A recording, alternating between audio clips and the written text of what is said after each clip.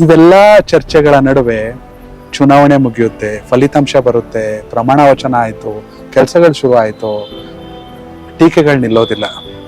ಆಮಿಷ ಒಡ್ಡಿದ್ರು, ಯಾಕೆ ಬರುತ್ತೆ ಇಂಥವೆಲ್ಲ? ಯಾಕೆ ಪದೇ ಪದೇ ಚರ್ಚೆಗಳಾಗುತ್ತೆ? ಅವ್ರ ಗೆಲುವು ಆಮಿಷ ಒಡ್ಬಿಟ್ಟು, ಅಂದ್ರೆ ನೀವು ಮ್ಯಾನಿಫೆಸ್ಟೋದಲ್ಲಿ ಏನಿದೆ ಅದನ್ನ ಹೇಳಿದ್ರಿ, ಇದನ್ನೆಲ್ಲ ಯಾವ ರೀತಿ ತಗೋತೀರಾ? ಡೆಫಿನೆಟ್ಲಿ ಐ ರಿಯಲಿ ನನಗೆ ಅದು ಡಿಸ್ಟರ್ಬ್ ಆಗಿಲ್ಲ. ಓಕೆ. ಯಾಕೆ ಅಂದ್ರೆ ಕಾಂಗ್ರೆಸ್ ಪಕ್ಷದ ಕೇಂದ್ರ ಸರ್ಕಾರದ ಪ್ರಣಾಳಿಕೆ ಅದು. ರಾಜ್ಯ ಸರ್ಕಾರದಲ್ಲೂ ನಾವು MLA ಚುನಾವಣೆ ಮಾಡಿದಾಗ ಅದನ್ನೇ ಹೇಳಿದ್ವಿ, 5 ಗ್ಯಾರಂಟಿಗಳಿದೆ ರಾಜ್ಯದಲ್ಲಿ. ಕಾಂಗ್ರೆಸ್ ಸರ್ಕಾರ ಬಂದ್ರೆ 5 ಗ್ಯಾರಂಟಿಗಳನ್ನ ನಾವು ಜಾರಿಗೆ ತರ್ತೀವಿ ಅಂತ.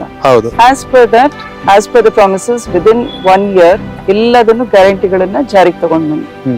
ಅದೇ ರೀತಿ ಕೇಂದ್ರದಲ್ಲಿ ಪಾರ್ಲಿಮೆಂಟ್ ಲೋಕಸಭಾ ಚುನಾವಣೆ ಬಂದಾಗ ಪಂಚ್ ನ್ಯಾಯ್ ಅಂತ ಹೇಳಿ ಒಂದು ಮ್ಯಾನಿಫೆಸ್ಟೋ ರಿಲೀಸ್ ಮಾಡಿದ್ವಿ ಕೇಂದ್ರ ಸರ್ಕಾರದಲ್ಲಿ. ಸೊ ಅದನ್ನೇ ನಾವೆಲ್ಲರೂ ಆಸ್ ಪರ್ ಪಾರ್ಟಿ ಪ್ರೋಟೋಕಾಲ್ ಅದರ ಬಗ್ಗೆ ಪ್ರಚಾರ ಮಾಡ್ಬೇಕಾಗಿತ್ತು ಎಲ್ಲರೂ.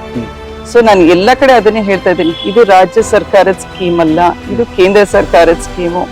ಕೇಂದ್ರದಲ್ಲಿ ಕಾಂಗ್ರೆಸ್ ಸರ್ಕಾರ ಬಂತು, ನಾನ್ ಗೆದ್ರಷ್ಟೇ ಸಿಗೋದಿಲ್ಲ, ಕೇಂದ್ರದಲ್ಲಿ ಕಾಂಗ್ರೆಸ್ ಸರ್ಕಾರ ಬರಬೇಕು. So it's not my personal freebies ಕೊಡ್ತಾ ಇಲ್ಲ, ನಾನು ಪಾರ್ಟಿ ಬಗ್ಗೆ ಹೇಳ್ತಾ ಇದ್ದೀನಿ. ಕಾಂಗ್ರೆಸ್ ಪಕ್ಷಕ್ಕೆ ಮೆಜಾರಿಟಿ ಬಂತು, ಕೇಂದ್ರದಲ್ಲಿ ಕಾಂಗ್ರೆಸ್ ಸರ್ಕಾರ ಬಂತು ಅಂದ್ರೆ ಈ ಪ್ರಣಾಳಿಕೆಯಲ್ಲಿ ಏನೇನಿದೆ ಅದನ್ನ ನಾವು ರಾಜ್ಯದಲ್ಲಿ ಯಾವ ರೀತಿ ಜಾರಿಗೆ ತಂದಿದೀವಿ, ಕೇಂದ್ರದಲ್ಲೂ ಜಾರಿಗೆ ತರ್ತೀವಿ ಅಂತ ಅಷ್ಟೇ ಹೇಳಿ.